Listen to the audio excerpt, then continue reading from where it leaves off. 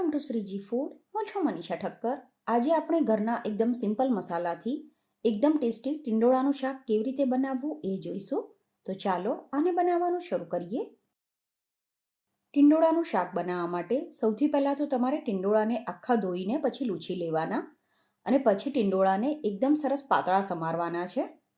ટિંડોળાનું શાક તમે તાંસળામાં અને કુકરમાં બંને રીતે કરી શકો છો. અત્યારે આપણે ટિંડોળાનું શાક તાંસળામાં બનાવવાના છીએ.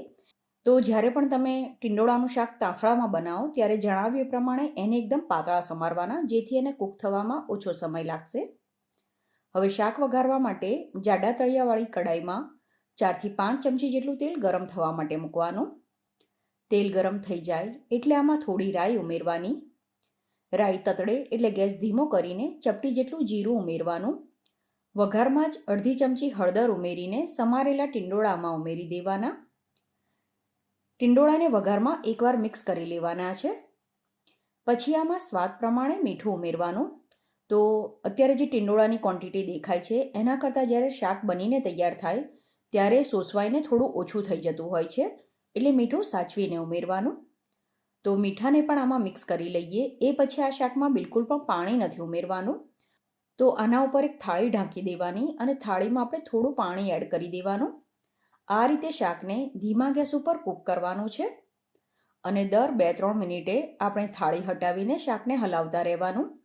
કેમ કે જે શાકમાં આપણે પાણીનો ઉપયોગ ના કર્યો હોય એને દર 2-3 મિનિટે હલાવવાનું, જેથી શાક ઉપર નીચે થઈ જાય અને શાકને કૂક થવામાં પણ ઓછો સમય લાગે. તમે જો નવી રસોઈ શીખો છો તો આ રીતના મેં ઘણા બધા અલગ અલગ શાકની રેસીપી ચેનલ ઉપર બતાવેલી છે અને એના પ્લેલિસ્ટની લિંક પણ મેં ડિસ્ક્રિપ્શન બોક્સમાં આપી છે. તો ત્યાંથી તમને અલગ અલગ શાક જોવા મળી જશે. અને તમને જો મારી આજની રેસીપી પસંદ આવે તો રેસીપીને લાઇક અને શેર કરી આવી નવી રેસીપી જોવા માટે ચેનલને સબસ્ક્રાઈબ કરવાનું ના ભૂલતા. તો આ રીતે તમે 2 થી 3 વાર શાકને હલાવી લો, પછી ટિંડોળાને ચેક કરવાના. તો આ ટિંડોળા એકદમ સરસ રીતે કૂક થઈ ગયા છે. સરળતાથી આ રીતે એના ટુકડા થઈ જવા જોઈએ. તો ટિંડોળા સરસ રીતે કૂક થઈ જાય એ પછી આમાં બાકીના મસાલા કરવાના. જો ઘરમાં નાના બાળકો હોય તો એમના માટે તમે આ રીતે હળદર મીઠાવાળું શાક પણ જો અલગ રાખતા હોય તો આ સમયે તમે થોડું શાક એક ડીશમાં અલગ રાખી શકો છો. તો અત્યારે આપણે આમાં અડધી ચમચી કે તમે જેવું તીખું ખાતા હોય એ પ્રમાણે લાલ મરચું ઉમેરવાનું. અડધી ચમચી ધાણા જીરું ઉમેરીને આને સરસ રીતે મિક્સ કરી દેવાનું છે. અને મરચું અને ધાણા જીરું ઉમેરીએ પછી શાકને ઢાંકવાની જરૂર નથી. આને ખુલ્લું જ 1 થી 1.5 મિનિટ માટે કૂક કરવાનું, જેથી મસાલા આમાં સરસ રીતે કૂક થઈ જશે. તો હવે આ ટિંડોળાનું શાક બનીને તૈયાર છે. આને તમે 2 રીતે સર્વ કરી શકો. એક તો અત્યારે જે આપણે ગળપણ વગર શાક બનાવ્યું એ રીતે. તો થોડું શાક હું ગળપણ વગરનું અલગ લઈ લઉં છું અને તમારે આ શાકમાં જો સહેજ ગળપણ ઉમેરવું હોય તો તમે આમાં અડધી ચમચી જેટલી ખાંડ પણ ઉમેરી શકો છો.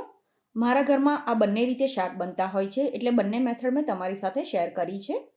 તો ખાંડ ઉમેરી દઈએ, પછી ગેસની ફ્લેમ થોડી વધારી દેવાની અને આને સતત હલાવવાનું છે, જેથી જે ખાંડ આપણે ઉમેરી છે એના દાણા કડક ના થઈ જાય. તમે આ રીતે એને ફાસ્ટ ગેસ ઉપર સહેજ હલાવશો એટલે થોડી જ વારમાં ખાંડ આમાં સરસ રીતે મિક્સ થઈ જશે અને શાકમાંથી તેલ પણ અલગ થવા લાગશે. તો ફ્રેન્ડ્સ, હવે આ ટિંડોળાનું શાક બનીને તૈયાર છે. અત્યારે જે માપ લીધું એનાથી તમે 2 થી 3 વ્યક્તિને સર્વ કરી શકો એટલું શાક બનીને તૈયાર થાય છે. તો હવે આ સરસ મજાનું એકદમ સિમ્પલ અને ટેસ્ટી ટિંડોળાનું શાક બનીને તૈયાર છે. તો તમે પણ આ રીતથી આ શાક બનાવીને જરૂર ટ્રાય કરજો.